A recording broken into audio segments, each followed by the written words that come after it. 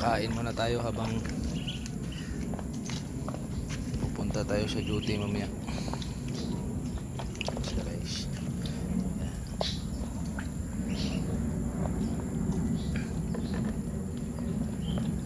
nabawasan na ng dalawa yan. Disgrasya.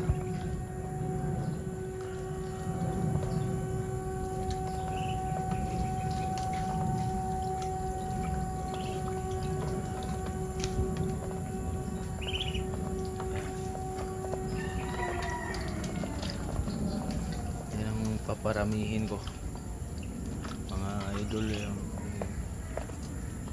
kanyan pato na yan.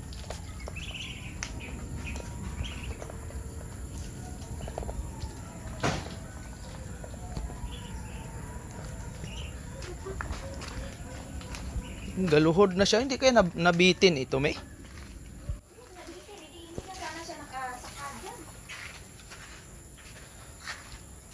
Anong nangyari dito? Oh, doon oh.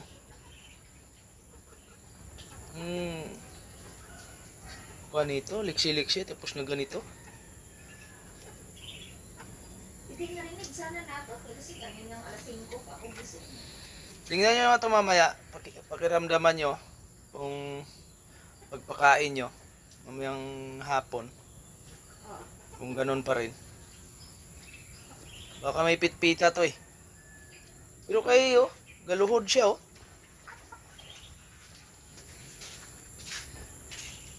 Hindi kasi mapakali eh. Yan oh. Hindi naman ganyan yan eh. Hindi kaya nabalda kahapon yan? Wala man. Biyang Pero kay kagabi eh, okay pa man siya eh. Nakagatog pa nga siya dyan.